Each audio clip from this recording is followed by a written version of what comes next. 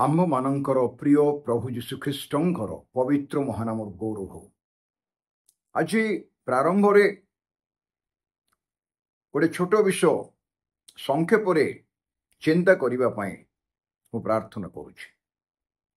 କୌଣସି ଗୋଟେ ଘଟଣା ଘଟିଲେ ବା ଘଟିବା ପାଇଁ ଯାଉଥିଲେ ବା ଅତୀତରେ ଘଟିଥିଲେ ମନୁଷ୍ୟ ଭିତରେ ଗୋଟେ ଉତ୍କଣ୍ଠତା ଥାଏ, ଏକ ଲାଳସା ଥାଏ ତାକୁ ବୁଝିବା ପାଇଁ। এই ଘଟଣାଟି କ'ଣ ଅତୀତରେ ଘଟି ଯାଇଛି ତାହେଲେ ତାକୁ ଅନୁସନ୍ଧାନ କରି ବୁଝିବା ପାଇଁ ମନୁଷ୍ୟ ସର୍ବଦା ଚେଷ୍ଟିତ ଆତୁର।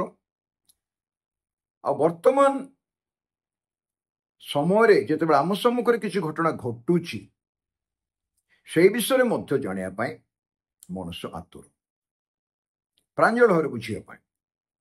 ଆମମାନଙ୍କ ଆଖି ସାମ୍ନାରେ ଗୋଟେ ଘଟଣା ଘଟିଲା, ତାକୁ ସ୍ପଷ୍ଟ ବୁଝିବା ପାଇଁ ଆମେ ସର୍ବଦା ଚେଷ୍ଟା କରୁ, ଚିନ୍ତା କରୁ, ଲାଳସା କରୁ। ଏବଂ ଯଦି ଆମେ ଜାଣିଛୁ ଆସନ୍ତା ଦିନମାନଙ୍କରେ ବା ଭବିଷ୍ୟତରେ କିଛି ଘଟଣା ଘଟିବା ପାଇଁ ଯାଉଛି, এই ବିଷୟରେ ଆମେ ଜାଣୁ ଶିକ୍ଷା ମାଧ୍ୟମରେ, ପ୍ରଚାର ମାଧ୍ୟମରେ, ବହି ମାଧ୍ୟମରେ, ବିଭିନ୍ନ ବିଷୟରେ। ସେଇ ବିଷୟ ମଧ୍ୟ କ'ଣ, ତାର ସତ୍ୟତା କ'ଣ, ତାର ପୃଷ୍ଠଭୂମି କ'ଣ, ତାହା ବୁଝିବା ପାଇଁ ମଧ୍ୟ ଆମ ଭିତରେ ଆତୁରତା ଥାଏ। ପ୍ରତ୍ୟେକ ସବଜେକ୍ଟ ବା ପ୍ରସଙ୍ଗ ବା ଥିମ୍, ଏ ସମସ୍ତ ବିଷୟରେ ଗୋଟେ ବ୍ୟାକଗ୍ରାଉଣ୍ଡ ଥାଏ, ପୃଷ୍ଠଭୂମି ଥାଏ।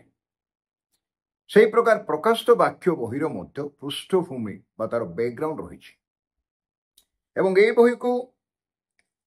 এই ବହିରେ ଏଇଟା ନୂତନ ନିୟମର ସମସ୍ତ ବହିମାନଙ୍କ ଭିତରେ ଗୋଟିଏ ମାତ୍ର ଭବିଷ୍ୟତ ବାକ୍ୟ ବହି। ପୁରାତନ ନିୟମରେ ଅନେକ ଭବିଷ୍ୟତ ବାକ୍ୟ ବହି ରହିଛି, କିନ୍ତୁ ନୂତନ ନିୟମରେ ଗୋଟିଏ ମାତ୍ର ବହି ପ୍ରକାଶିତ ବାକ୍ୟ ଯେଉଁଠିକି ଭବିଷ୍ୟତ ବିଷୟରେ ଲେଖାଯାଇଛି। ଅତୀତ ବିଷୟରେ ମଧ୍ୟ ଲେଖାଯାଇଛି, ବର୍ତ୍ତମାନ ଯାହା ଘଟୁଛି ତାହା ଲେଖାଯାଇଛି, ଏବଂ ଆସନ୍ତା ଦିନମାନଙ୍କରେ ପ୍ରଭୁଙ୍କର ଆଗମନ ପର୍ଯ୍ୟନ୍ତ ଏବଂ ଅନନ୍ତ କାଳ ପର୍ଯ୍ୟନ୍ତ କ'ଣ ଘଟଣା ଘଟିବ ସେ ବିଷୟ ପ୍ରାଞ୍ଜଳ ଭାବରେ ଈଶ୍ୱରଙ୍କ ବାକ୍ୟରେ ଲେଖାଯାଇଛି। ତାକୁ ସରଳ ଭାବରେ, କ୍ରମାଗତ ଭାବରେ, ସୂଚୀ ଅନୁକ୍ରମରେ ଆଉ ପ୍ରାଞ୍ଜଳ ଭାବରେ ଆଉ ଶୃଙ୍ଖଳିତ ଭାବରେ ଯଦି ଆମେ ବୁଝିପାରିବା ତାହେଲେ ଆମେ ପ୍ରକାଶିତ ବାକ୍ୟର ସତ୍ୟତା ମଧ୍ୟ ଜାଣିବାକୁ ପାରିବା। ଏଥିପାଇଁ ଯେତେବେଳେ ଏ ବାକ୍ୟ ମାନେ ପଢୁ, ଏପରି ଲେଖାଯାଇଛି ଯୋହନଙ୍କ ପ୍ରତି ପ୍ରକାଶିତ ବାକ୍ୟ। এই ବାକ୍ୟର ବିବରଣୀ ବା এই 22ଟା ପର୍ବରେ ଲେଖାଯାଇଥିବା ସବଜେକ୍ଟ ଯୋହନଙ୍କୁ ପ୍ରକାଶ କରାଗଲା। ପ୍ରକାଶିତର ଅର୍ଥ କ'ଣ? ଯୋଉଟା ଲୁକାୟିତ ହୋଇକି ରହିଛି ତାକୁ ଯେତେବେଳେ କି ସମସ୍ତେ ଦେଖିଲା ଭଳିଆ, ଜାଣିଲା ଭଳିଆ, ବୁଝିଲା ଭଳିଆ କୁହାଯାଏ, ପ୍ରକାଶ କରାଯାଏ ବା ଖୋଲାଯାଏ, ତାହେଲେ ତାକୁ କୁହାଯାଏ ପ୍ରକାଶିତ। ଗୁପ୍ତ ବିଷୟ ଯେତେବେଳେ ପ୍ରକାଶିତ ହୁଏ ତାକୁ କୁହାଯାଏ ପ୍ରକାଶିତ। ଯେପରି ଗୋଟିଏ ମଞ୍ଚରେ, ନାଟକ ମଞ୍ଚରେ ଗୋଟେ ପରଦା ପଡ଼ିଥାଏ, ଆଉ ପରଦା ସେପଟେ କ'ଣ ଅଛି ଆମେ ଜାଣିନଥାଉ, କିନ୍ତୁ ଯଦି ଦର୍ଶକ ହିସାବରେ ଆମେ ବସିଛୁ ତାହେଲେ ଆମ ଭିତରେ ଗୋଟେ ଉତ୍କଣ୍ଠତା, ଏକ ଆତୁରତା ରହିଛି କ'ଣ ହେବ ଏବେ।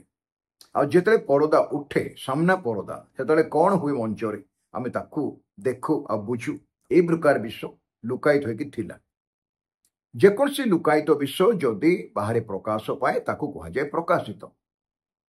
এই ପ୍ରକାର ବାଇବେଲରେ ଅନେକ ବିଷୟ ଅଛି ଯୋଉଟାକି କେତେ ବିଷୟ ସରଳ ଭାବରେ ବୁଝା ପଡ଼େ ଆଉ କେତେ ଗୁଡ଼ିଏ ବିଷୟ ବୁଝା ପଡ଼େ ନାହିଁ।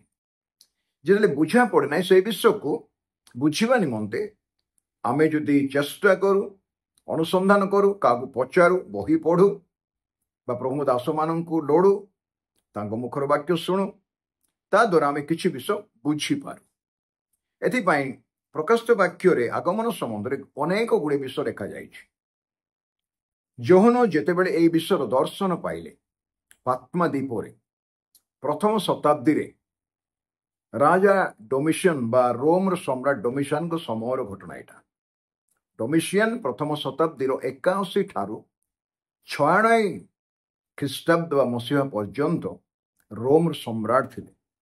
ତାଙ୍କ ସମୟରେ ଯୋହନଙ୍କୁ ପାତ୍ମା ଦ୍ୱୀପରେ ବନ୍ଦୀ କରାଯାଇଥିଲା। ଏହି ପାତ୍ମା ଦ୍ୱୀପ ଭୂମଧ୍ୟ ସାଗର ବା ଯାହାକୁ ମେଡିଟେରିଆନ୍ ସି ବୋଲି କୁହାଯାଏ, ସେହି ଭୂମଧ୍ୟ ସାଗର ଉତ୍ତର ଭାଗରେ ୟୁରୋପ ମହାଦେଶ, ଦକ୍ଷିଣ ଭାଗରେ ଆଫ୍ରିକା ମହାଦେଶ, ପୂର୍ବ ଦିଗରେ ଏସିଆ ମହାଦେଶ ଏବଂ पश्चिम भागरे आटलांटिक महासागर এই ভূমধ্য সাগর সেই জায়গার ଅଛି এবং এই ভূমধ্য সাগরর উত্তর ভাগরে গোটি ভাগକୁ এগিয়ান সমুদ্র বলি কুହାଯାଏ বা এগিয়ান সাগর বলি কুହାଯାଏ।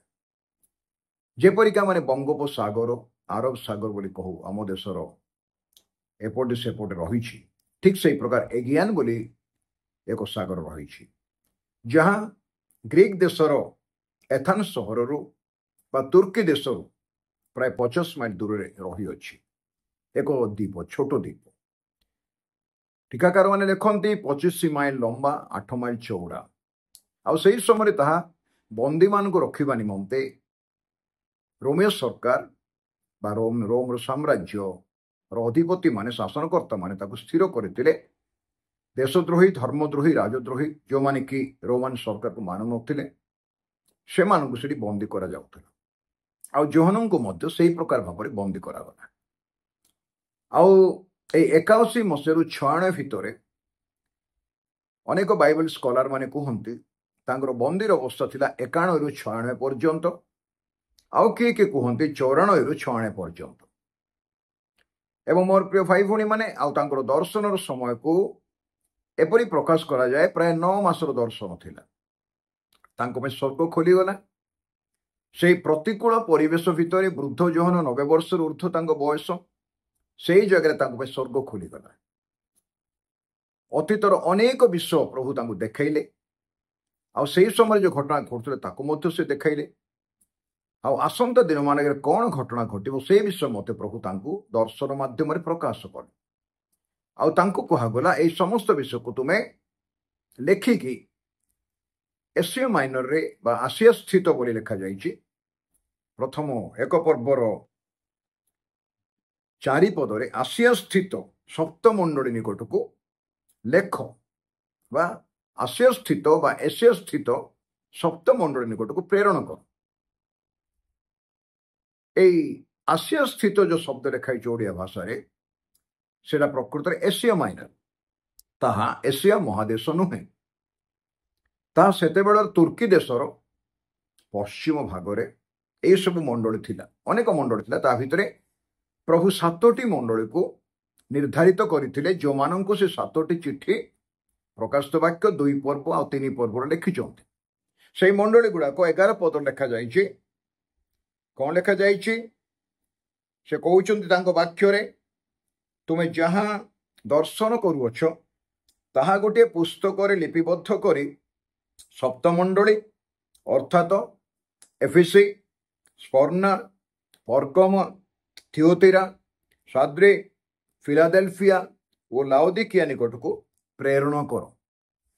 ଏହି 7ଟି ମଣ୍ଡଳୀର ଆତ୍ମିକ ସ୍ଥିତି ବା ଷ୍ଟେଜ 7 ରକମର ଥିଲା। ବିଭିନ୍ନ ମଣ୍ଡଳୀର ବିଭିନ୍ନ ଆତ୍ମିକ ବିଷୟ ଥାଏ। ସମସ୍ତ ମଣ୍ଡଳୀ ସମାନ ନୁହେଁ। ଯଦିବା ଖ୍ରୀଷ୍ଟ ମଣ୍ଡଳୀର ମସ୍ତକ ଆତ୍ମିକ ଭାବରେ, ମଣ୍ଡଳୀ ତାଙ୍କର ଶରୀର, ଆମେ ସେହି ଶରୀରୂପ ମଣ୍ଡଳୀର ଅଙ୍ଗ ପ୍ରତ୍ୟଙ୍ଗ ଅଟୁ।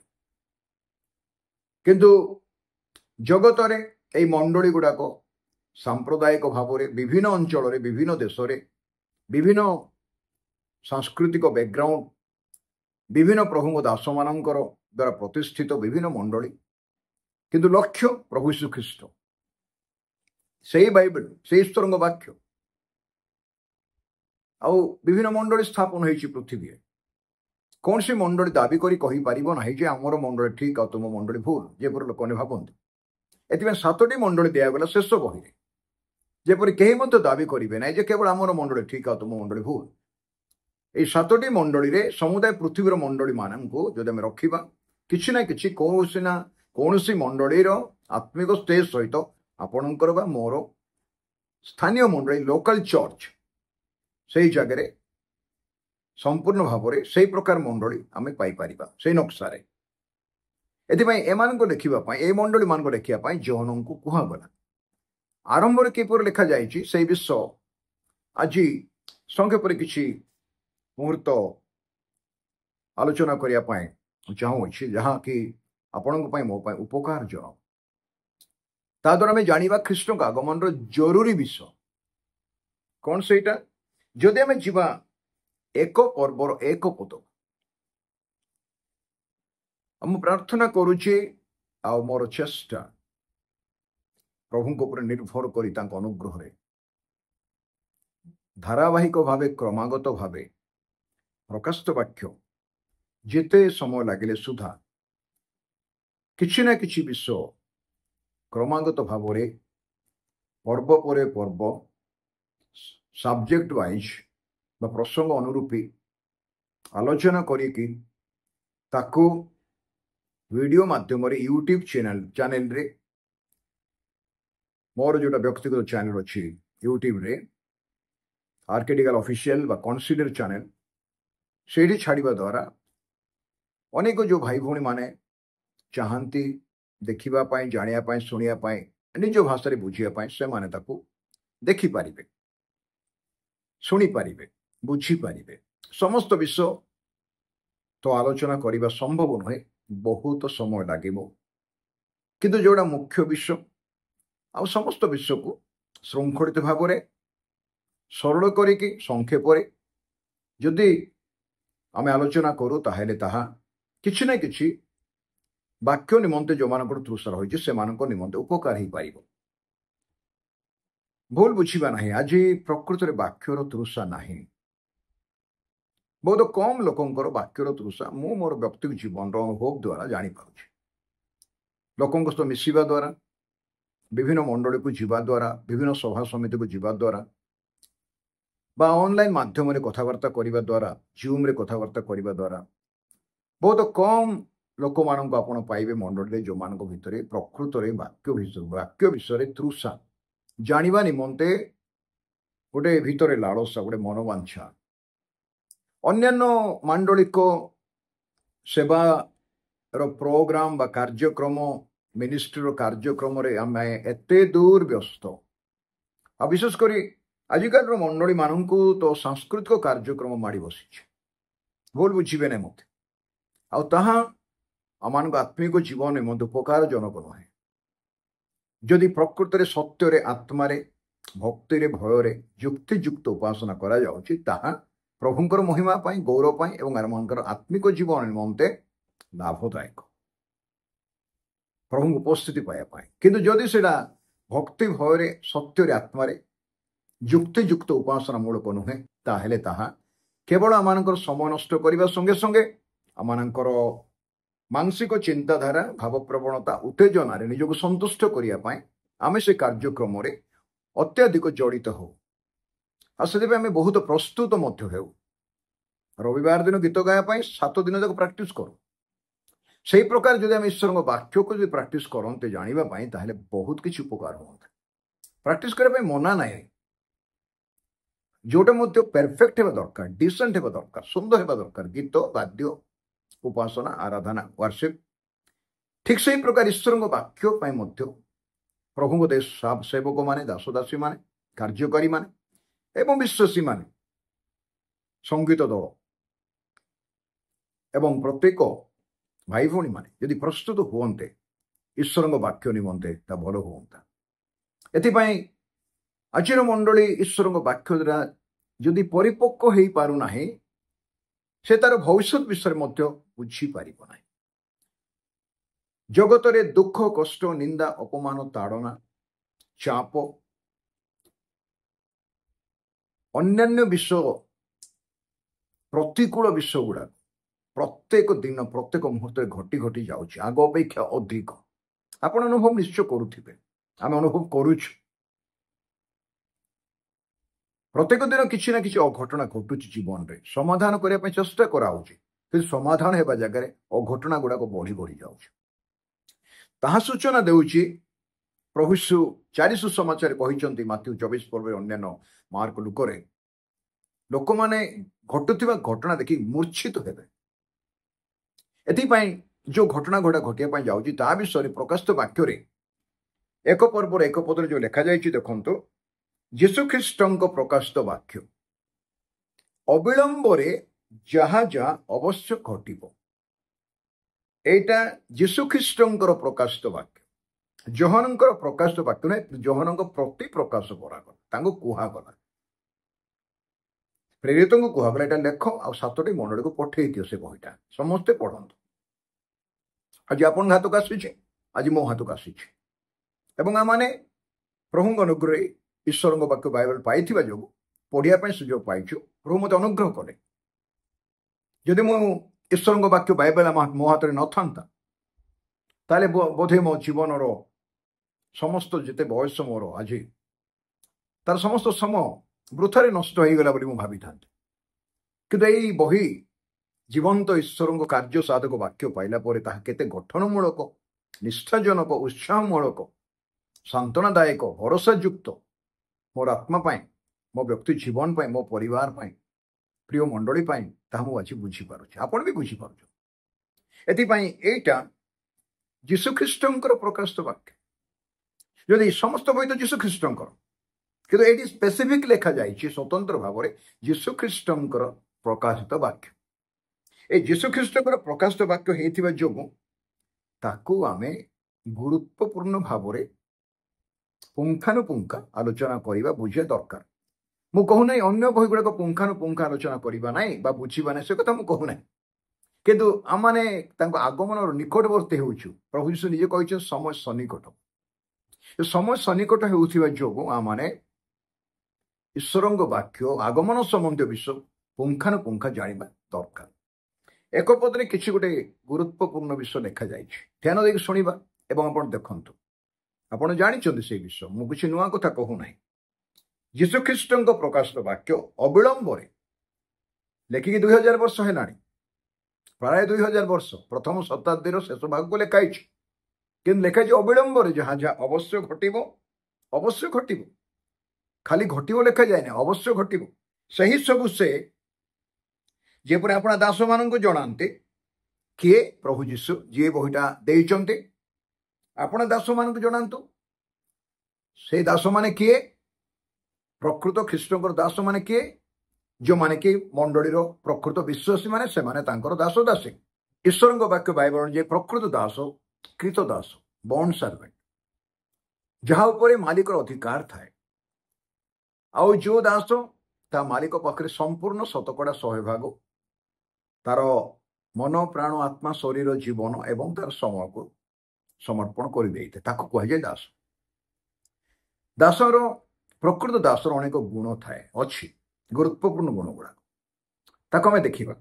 କିନ୍ତୁ ଏବେ ଆମେ ଦେଖିପାରିବା ସେ ଦାସମାନଙ୍କ ନିମନ୍ତେ ଲେଖାଇଛି ଯେଉଁମାନେ ଖ୍ରୀଷ୍ଟଙ୍କର ଦାସ ନୁହନ୍ତି ବା ପ୍ରଭୁଙ୍କ ପ୍ରତି ଯେଉଁମାନଙ୍କର ଆଗ୍ରହ ନାହିଁ, ତୃଷା ନାହିଁ, ସମ୍ପର୍କ ନାହିଁ, ସେ ପ୍ରକାର ଲୋକଙ୍କ ପାଇଁ ଲେଖାଇନି। ହয়তো ଖ୍ରୀଷ୍ଟିଆନ ହେଇପାରନ୍ତି, ମଣ୍ଡଳୀକୁ ଯାଉଥିବେ, ଅନେକ ବର୍ଷ ବର୍ଷ ମଣ୍ଡଳୀକୁ ଯାଆନ୍ତି, ଘରେ ବାଇବେଲ ଥିଲେ ବି ବାଇବେଲ ନିଅନ୍ତି ନାହିଁ, ଧରିକି ଯାଇଥିଲେ ମଧ୍ୟ ଖୋଲନ୍ତି ନାହିଁ, ଆଉ ନିଜେ ମଧ୍ୟ ଈଶ୍ୱରଙ୍କ ବାକ୍ୟ ପଢ଼ି କିଛି ବୁଝିବା ପାଇଁ ଚେଷ୍ଟା କରନ୍ତି ନାହିଁ। ଏଇଟା ହେଉଛି ବର୍ତ୍ତମାନର ପରିସ୍ଥିତି। ଏଥିପାଇଁ ଲେଖାଯାଇଛି, ଦେଖନ୍ତୁ ଏକ ପଦର ଦ୍ୱିତୀୟ ଅଂଶ, ଏଥିପାଇଁ ଈଶ୍ୱର ଏହା, ଏଇ ବାକ୍ୟ ଯୋଉଟା ଯୀଶୁଖ୍ରୀଷ୍ଟଙ୍କ ବାକ୍ୟ, ଏହା ତାହାଙ୍କ ନିକଟରେ ସମର୍ପିତ କଲେ। କାହା ନିକଟରେ? ପିତା ପରମେଶ୍ୱର, ଅନାଦି ଅନନ୍ତ ବ୍ୟକ୍ତିତ୍ୱ ପିତା ପରମେଶ୍ୱର। ଏଇ ବାକ୍ୟ 22ଟା ଯାକ ପର୍ବର ବାକ୍ୟ ପ୍ରଭୁ ଯୀଶୁଖ୍ରୀଷ୍ଟଙ୍କୁ ସମର୍ପଣ କଲେ। କେତେବେଳେ କଲେ? ଯେତେବେଳେ ସେ ପୁନରୁତ୍ଥିତ 40 ଦିନ ହୋଇ ସ୍ୱର୍ଗାରୋହଣ କଲେ ଆଉ ପିତାଙ୍କର ଡାହାଣ ପଟେ ବସିଲେ ଏବଂ ଆଜି ମଧ୍ୟ ପିତାଙ୍କର ଡାହାଣ ପଟେ ଉପବେଶନ କରିଛନ୍ତି ଆଗମନ ଦିନ ପର୍ଯ୍ୟନ୍ତ। ଆଗମନ କହିଲେ ତୁରୀବାଦ୍ୟରେ ମଣ୍ଡଳୀକୁ ନେବା ପାଇଁ ମଧ୍ୟାକାଶକୁ ଆସିବେ ଏବଂ ମଣ୍ଡଳୀ ପୃଥିବୀ ଉଠିଯିବ। ଖ୍ରୀଷ୍ଟଙ୍କ ଠାରେ ଥାଇ ଯେଉଁମାନେ ମରିଛନ୍ତି ସେମାନେ ପ୍ରଥମେ ଉଠିବେ, ଯେଉଁମାନେ ଖ୍ରୀଷ୍ଟଙ୍କ ଠାରେ ଥାଇ ବଞ୍ଚିଥିବେ ସେମାନେ ରୂପାନ୍ତର ହେବେ। ଚକ୍ଷୁର ପଲକରେ ଏକ ନିମିଷରେ ସେମାନେ ମଧ୍ୟାକାଶରେ ଯୀଶୁଙ୍କୁ ଭେଟିବା ପାଇଁ ଯିବେ। ଆଉ ତାର 7 ବର୍ଷ ପରେ ଖ୍ରୀଷ୍ଟ ଯୀଶୁ, ରାଜା ଯୀଶୁ ମଣ୍ଡଳୀକୁ ଧରି ଜିତ ପର୍ବତରେ ଓହ୍ଲାଇବେ, ତାହା ହେଉଛି ଦ୍ୱିତୀୟ ଆଗମନ। ମଧ୍ୟାକାଶରେ ଯୀଶୁ ଆସି ମଣ୍ଡଳୀକୁ ନେବାଟା ଚକ୍ଷୁର ପଲକରେ ଗୋଟେ ସେକେଣ୍ଡରେ, ତାହା ଦ୍ୱିତୀୟ ଆଗମନ ନୁହେଁ। ତାଙ୍କର ଦ୍ୱିତୀୟ ଆଗମନ ହେଉଛି ଜିତ ପର୍ବତରେ, ଯେଉଁ ଜିତ ପର୍ବତରେ ସେ ସ୍ୱର୍ଗାରୋହଣ କରିଥିଲେ ସେଇ ଜିତ ପର୍ବତରେ ଓହ୍ଲାଇବେ। ସେଇ ବିଷୟରେ ଲେଖାଯାଇଛି ପ୍ରେରିତ କ୍ରିୟା ବିବରଣୀ, ଜିଖରୀଙ୍କ ବିବରଣୀ ଲେଖାଯାଇଛି। ଏଥିପାଇଁ ଈଶ୍ୱର ଏହା ଏଇ ବହିର ସମସ୍ତ ସବଜେକ୍ଟ, ଧ୍ୟାନ ଦେଇକି ଶୁଣିବା, ପ୍ରକାଶିତ ବାକ୍ୟର ସମସ୍ତ ସବଜେକ୍ଟ, ପ୍ରସଙ୍ଗ, ଥିମ୍ ପିତା ପରମେଶ୍ୱର, ଯୋଉଟା ପୃଥିବୀରେ ପ୍ରଭୁ ଯୀଶୁଖ୍ରୀଷ୍ଟ ଥିଲାବେଳେ କହିନଥିଲେ ତାହା ସ୍ୱର୍ଗରେ ତାଙ୍କୁ ରିଭିଲ୍ କରାଗଲା। ବା ସେ ତାହା ଯୋଉଟା ସାଇତିକି ରଖିଥିଲେ ତାକୁ ସେ ଏଠି ପ୍ରକାଶ କରୁଛନ୍ତି। ଆଉ କଣ ଲେଖା ହେଇଛି? ଆଉ ସେ ପ୍ରଭୁ ଯୀଶୁ ଖ୍ରୀଷ୍ଟ ଆପଣା ଦୂତ ପ୍ରେରଣ କରି ଗାବ୍ରିଏଲ କି ମିଖାଏଲ କି ଆଉ କି ଗୋଟେ ପରାକ୍ରାନ୍ତ ଦୂତଙ୍କୁ ପ୍ରେରଣ କରି ନିଜ ଦାସ ଯୋହନଙ୍କୁ ଏହା ଜ୍ଞାତ କରାଇଲେ। ଆମେ ଏଇ ଏକ ପଦରେ କେତେ ଜଣ ବ୍ୟକ୍ତିଙ୍କୁ ଦେଖୁଛୁ? ପିତା ପରମେଶ୍ୱର ଏହି ସମସ୍ତ ବିବରଣୀ ପ୍ରଭୁ ଯୀଶୁ ଖ୍ରୀଷ୍ଟଙ୍କ ହାତରେ ସମର୍ପଣ କଲେ। 2, ପ୍ରଭୁ ଯୀଶୁ ଖ୍ରୀଷ୍ଟ ନିଜ ଦୂତଙ୍କୁ ପଠେଇଲେ, ଗାବ୍ରିଏଲ କି ମିଖାଏଲ ହେଇଥିବେ।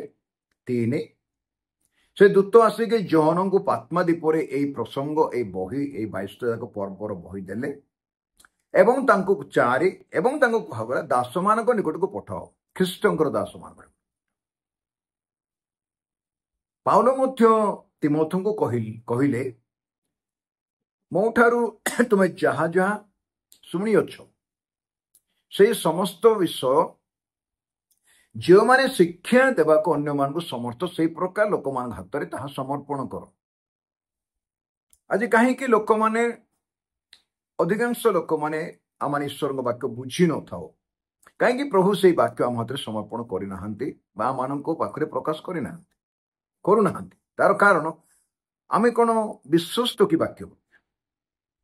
ଯଦି ଗୋଟିଏ ବିଷୟ ଯଦି ମତେ ଦିଆଗଲା ସେଇ ବିଷୟରେ ମୁଁ ବିଶ୍ୱସ୍ତ ନୁହେଁ, ମତେ କାହିଁକି ପ୍ରଭୁ ତାହା ଦେବେ? ଏବଂ ତତ୍ସଙ୍ଗେ ସଙ୍ଗେ ମୁଁ ସମର୍ଥ କି ସେଇ ବାକ୍ୟକୁ ଉପସ୍ଥାପନ କରିବା ପାଇଁ? ମୁଁ ଯଦି ସମର୍ଥ ତାହେଲେ ସେ ବାକ୍ୟକୁ ମୁଁ କି ପ୍ରକାର ଭାବରେ ଉପସ୍ଥାପନ କରୁଛି? ମୋର ବ୍ୟକ୍ତିଗତ ଗୌରବ ନିମନ୍ତେ ନା ପ୍ରଭୁଙ୍କର ଗୌରବ ନିମନ୍ତେ? ସେଇଟା ହେଉଛି ସବୁଠାରୁ ବହୁତ ବଡ଼ ବିଷୟ। ଏଥିପାଇଁ ଯୋହନଙ୍କୁ କୁହାଗଲା ଯେ ଏଇ ବାକ୍ୟ ତୁମେ କ'ଣ କରିବ? ତାଙ୍କ ଦାସମାନଙ୍କୁ ଜଣାଅ। କୋଉମାନଙ୍କୁ ଜଣାଅ? ଯେଉଁମାନେ କି ଖ୍ରୀଷ୍ଟଙ୍କର ଦାସମାନେ, ତାଙ୍କ ରକ୍ତରେ କ୍ରୀତ, ଯେଉଁମାନେ କି ତାଙ୍କୁ ନିଜର ପ୍ରଭୁ, ଉଦ୍ଧାରକର୍ତ୍ତା, ପରିତ୍ରାଣକର୍ତ୍ତା ବୋଲି ମାନନ୍ତି ଆଉ ବିଶ୍ୱାସ କରନ୍ତି, ସେମାନଙ୍କୁ ଟିକେ ସମର୍ପଣ କର। ଆଉ ସେମାନେ ପାରିବା ପର୍ଯ୍ୟନ୍ତ କାହାକୁ ନା କାହାକୁ ସେ ବାକ୍ୟ ଦେବେ। ଏଥିପାଇଁ ମୋର ପ୍ରିୟ ଭାଇ ଭଉଣୀ ମାନେ, ପ୍ରକୃତ ଦାସର ନିଜର ପରିଚୟ ନଥାଏ। ପ୍ରକୃତ ଦାସ ଆପଣ ମାଲିକ ଦ୍ୱାରା ପରିଚିତ ହୁଏ। ପ୍ରକୃତ ଦାସ କେବଳ ମାଲିକର ପ୍ରଶଂସା କରେ ଆଉ ମାଲିକର ପ୍ରଶଂସାରେ ସେ ଆନନ୍ଦ କରେ। ପ୍ରକୃତ ଦାସ ମାଲିକର ଆଜ୍ଞାଙ୍କୁ ଅପେକ୍ଷା କରେ ଏବଂ ମାଲିକ ଯାହା କହନ୍ତି ତାହା ହିଁ କରେ, ତାଠୁ ଅଧିକ ସେ କରେ ନାହିଁ ବା କମ୍ କରେ ନାହିଁ। ଆଉ କରିସାରିଲା ପରେ ସେ କୁହେ ଯେ ମୁଁ ଜଣେ ଅକର୍ମଣ୍ୟ ଦାସ, ମତେ ଯାହା କୁହାଯାଇଛି କରିବା ପାଇଁ ତାହା ମୁଁ କରିଛି। ସେଠି ସେ ନିଜେ କ୍ରେଡିଟ୍ ନେବାର ବା ଗୌରବ ନେବାର କିଛି ନାହିଁ। ଆଜି ଯେତେବେଳେ ଆମେ ପ୍ରଭୁଙ୍କର ସେବା କରୁ, କାର୍ଯ୍ୟ କରୁ, ମିନିଷ୍ଟ୍ରି ବୋଲି କହୁ, କେବେ କେବେ କାମ ନେଲା ପରେ ଆମେ ଗୌରବ ନେବା ପାଇଁ ଚେଷ୍ଟା କରୁ। ପ୍ରଭୁ, ଏଇଟା ଗୋଟେ ଦୁଃଖର ବିଷୟ। ମୋର ମିନିଷ୍ଟ୍ରି ଏମିତି ଥିଲା, ମୋର ମିନିଷ୍ଟ୍ରି ସେମିତି ଥିଲା, ମୋ ପ୍ରଚାର ଏମିତି ଥିଲା, ସେଇ ବକ୍ତାଙ୍କର, ସେଇ ପ୍ରଚାରକ, ସେ ପାଳକଙ୍କର ଦ୍ୱାରା ଏମିତି ହେଲା। ପ୍ରଭୁଙ୍କୁ ଗୌରବ ଦେବା ପରିବର୍ତ୍ତେ ମଣିଷକୁ ଗୌରବ ଦେବା ବା ବ୍ୟକ୍ତିଗତ ଭାବରେ ଗୌରବ ଦେବା ବା ମଣ୍ଡଳୀକୁ ଗୌରବ ଦେବା, ଅନୁଷ୍ଠାନକୁ ଗୌରବ ଦେବା ଗୋଟିଏ ନୀତିଦିନିଆ ଘଟଣା ହେଇଯାଇଛି ଆଜି। କିଏ ଭଲ ଗୀତ ଗାଇଲା ସେ ଲୋକକୁ ଗୌରବ ଦେବା, କିଏ ଭଲ ବାଦ୍ୟ ବଜେଇଲା ତାକୁ ଗୌରବ ଦେବା, ଗୋଟେ ଭଲ ମ୍ୟୁଜିକାଲ ଟିମ୍ ତାକୁ ଗୌରବ ଦେବା, ଗୋଟେ ଭଲ ପ୍ରଚାରକ ତାକୁ ଗୌରବ ଦେବା। କିନ୍ତୁ ସେ ସମସ୍ତର ମାଲିକ ଯେ ପ୍ରଭୁ, ତାଙ୍କୁ ଗୌରବ ଦେବା ଆମେ ଭୁଲି ଯାଉ। ଏଥିପାଇଁ ଆଜି ବିଶେଷ କରି ନମ୍ରତାର ସହିତ ମୁଁ କହିବା ପାଇଁ ଚାହୁଁଛି, ଆପଣଙ୍କୁ ମୋତେ ପ୍ରଭୁଙ୍କର ନିମନ୍ତେ ବଞ୍ଚିବା ସଙ୍ଗେ ସଙ୍ଗେ ଆମମାନଙ୍କର ବ୍ୟକ୍ତିଗତ ଜୀବନରେ ପ୍ରତ୍ୟେକ ମୁହୂର୍ତ୍ତରେ ତାଙ୍କର ଗୌରବ ଉଦ୍ଦେଶ୍ୟରେ ଜୀବନ କାଟିବା ଅତି ଜରୁରୀ। ବାପ୍ତିଜିକ ଯୋହନଙ୍କ ଭାଷାରେ ମୁଁ ହ୍ରାସ ହେବି ଆଉ ସେ ବୃଦ୍ଧି ପାଇବେ। ଲୋକମାନେ ଆମକୁ ବ୍ୟକ୍ତିଗତ ଭାବରେ ନ ଦେଖନ୍ତୁ, ମୋର ଭାଇ ଭଉଣୀ ମାନେ, ପ୍ରଭୁଙ୍କ ସେବକ ସେବିକା ମାନେ, ପ୍ରଭୁ ଯୀଶୁ ଖ୍ରୀଷ୍ଟଙ୍କୁ ସେ ଆମମାନଙ୍କ ଭିତରେ ଦେଖନ୍ତୁ। ଆମର ସ୍ୱଭାବ, ଗୁଣ, ବ୍ୟବହାର, ଚାଲିଚଳନ, କଥାବାର୍ତ୍ତା, ଆଚରଣ, ବିଧି, ଶିକ୍ଷା, ପ୍ରଚାର, ମିନିଷ୍ଟ୍ରି, ସେବା ଭିତରେ ପ୍ରଭୁ ପ୍ରକାଶିତ ହେବା ଆବଶ୍ୟକ ରହିଛି। ପିତା ପରମେଶ୍ୱର ବାକ୍ୟର ଏତେ ଗୁରୁତ୍ୱ ଥିଲା ଯେ ତା ଯୀଶୁଙ୍କ ହାତରେ ସମର୍ପଣ କଲେ। କାହାକୁ ସେ ପ୍ରେମ କରୁଥିବା ଯୋଗୁଁ? ମଣ୍ଡଳୀକୁ ପ୍ରେମ କରୁଥିବା ଯୋଗୁଁ। ଆଉ ପ୍ରଭୁ ଯୀଶୁ ଖ୍ରୀଷ୍ଟ ସେଇ ଗୁରୁତ୍ୱପୂର୍ଣ୍ଣ ବାକ୍ୟକୁ ଦୂତଙ୍କ ହାତରେ ପଠେଇଲେ ଯୋହନଙ୍କ ନିକଟକୁ, ବନ୍ଦୀ ଅବସ୍ଥାରେ ଥିଲାବେଳେ ପାତ୍ମା ଦ୍ୱୀପରେ, ଏବଂ ଯୋହନଙ୍କୁ କହିଲେ ତାଙ୍କ ଦାସମାନଙ୍କୁ ପଠାଅ, ଯାହାକୁ ତାକୁ ପଠାଇବାକୁ ନାହିଁ। ନୂତନ ନିୟମରେ ଚିଠାମାନଙ୍କରେ କଲୋସିଓ ଫିଲିପି ବିବରଣୀ ଲେଖା ହେଇଛି ମଣ୍ଡଳୀ ମାନଙ୍କର ବିଶ୍ୱାସୀ ମାନଙ୍କୁ ପ୍ରଭୁଙ୍କର ସାଧୁଭକ୍ତ ବୋଲି ମଧ୍ୟ କୁହାଯାଏ।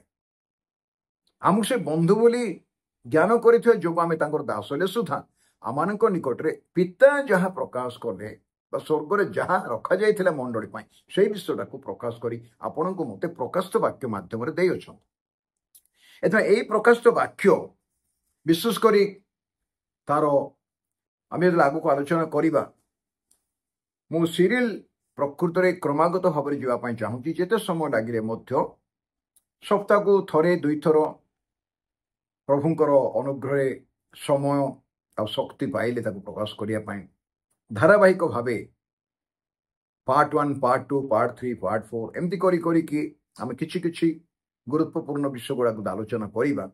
ଆଉ ଯେଉଁ ଭାଇ ଭଉଣୀମାନଙ୍କ ଏ ବିଷୟରେ ଆଗ୍ରହ ଅଛି ବା ଇଣ୍ଟରେଷ୍ଟ ଅଛି ଜାଣିବା ପାଇଁ, ସେମାନେ ଯଦି ଲାଗି ରହିବେ ତାକୁ ପାଇବା ପାଇଁ, ତାହେଲେ ସେମାନେ କିଛି ବିଷୟ ନିଶ୍ଚୟ ବୁଝିପାରିବେ। ସମସ୍ତ ବିଷୟ ଯେ ଆମେ ବୁଝିପାରିବା ବା ମୁଁ ବୁଝେଇ ପାରିବି ସେଇ ପ୍ରକାର ବିଷୟ ନୁହେଁ। ଏଥିପାଇଁ ମୁଁ ଦୀର୍ଘ ଦିନ ହେଲା ପ୍ରାର୍ଥନା କରୁଛି ଆଉ ଚେଷ୍ଟା ବି କରୁଛି। ଏବେ ମଧ୍ୟ ମୁଁ ଚେଷ୍ଟା କରୁଛି ଆଉ ମନ ଭିତରେ এই ବିଷୟ ସ୍ଥିର କରି ପ୍ରାର୍ଥନା କରୁଛି, ପ୍ରଭୁ ମୋତେ ସାହାଯ୍ୟ କର ଯେପରିକି କ୍ରମାଗତ ଭାବରେ ଧାରାବାହିକ ଭାବେ ପ୍ରାଞ୍ଜଳ ଭାବରେ ପ୍ରକାଶିତ ବାକ୍ୟ 22ଟି ଯାକ ପର୍ବ କେତେ ସମୟ ଲାଗୁଛି ଲାଗୁ, ତାଙ୍କ ଅନୁଗ୍ରହରେ ମୋର ବ୍ୟକ୍ତିଗତ ନିଷ୍ଠା ନିମନ୍ତେ ଏବଂ ମଣ୍ଡଳୀର ନିଷ୍ଠା ନିମନ୍ତେ ତାହା ମୁଁ ପ୍ରକାଶ କରିପାରିବି। କିଛି ନା କିଛି ଭାଇ ଭଉଣୀମାନେ ତା ଦ୍ୱାରା ଉପକାର ପାଇବେ ଆଉ ମୁଁ ବି ଆତ୍ମିକ ଜୀବନରେ ନିଷ୍ଠା ପ୍ରାପ୍ତ ହୋଇପାରି ପ୍ରଭୁଙ୍କ ବାକ୍ୟ ଅଧିକ ଜାଣିବା ପାଇଁ ସୁଯୋଗ ପାଇବି। ଏଇଟା ମୋର ଜୀବନର ଲକ୍ଷ୍ୟ, ନମ୍ରତାର ସମର୍ପଣ। ଏଥିପାଇଁ ମୁଁ ଆପଣଙ୍କୁ ନିବେଦନ କରୁଛି, ଯଦି ଆପଣ ଏଇ ୟୁଟ୍ୟୁବ ଚ୍ୟାନେଲରେ କେବେ କେବେ ଖୋଲୁଛନ୍ତି ବା ଦେଖୁଛନ୍ତି, ଯାହା ଭିଡ଼ିଓ ମାଧ୍ୟମରେ ମୁଁ ମୋ କ୍ଷୁଦ୍ର ଜୀବନରେ ପ୍ରକାଶ କରିବାକୁ ଚେଷ୍ଟା କରୁଛି, ତାହେଲେ ପ୍ରକାଶିତ ବାକ୍ୟ ସମ୍ବନ୍ଧୀୟ ଶିକ୍ଷାକୁ ଟିକେ ଧ୍ୟାନ ଦିଅନ୍ତୁ। କେତେବେଳେ କେମିତି ଯେତେବେଳେ ମୁଁ ଛାଡ଼ିବି, ତାଦ୍ୱାରା ଆପଣ ଆଉ ମୁଁ ପ୍ରଭୁଙ୍କର ବାକ୍ୟ ଦ୍ୱାରା ଉତ୍ସାହ ପାଇବା। ପ୍ରଭୁ ଆପଣଙ୍କୁ ଆଶୀର୍ବାଦ କରନ୍ତୁ। ଅନେକ ବିଷୟ ଜାଣିବାର ଅଛି, ଅଗାଧ ସମୁଦ୍ର। ବଞ୍ଚିଥିବା ପିରିୟଡ଼ରେ ବୋଧେ ଆମେ ସେସବୁ ଜାଣିପାରିବା ନାହିଁ, ମୁଁ ବୁଝିବାରେ, କିନ୍ତୁ କିଛି ତ କିଛି ବୁଝିବା ଆଉ ତାହା କରିବା ଦ୍ୱାରା ଆମେ ପ୍ରସ୍ତୁତ ହେଇପାରିବା। ପ୍ରଭୁ ଆପଣଙ୍କୁ, ଆପଣଙ୍କ ପରିବାରକୁ, ଆପଣଙ୍କ ମଣ୍ଡଳୀକୁ ଏବଂ ଆମ ସମସ୍ତଙ୍କୁ ପ୍ରଚୁର ଆଶୀର୍ବାଦ କରନ୍ତୁ। ଧନ୍ୟବାଦ।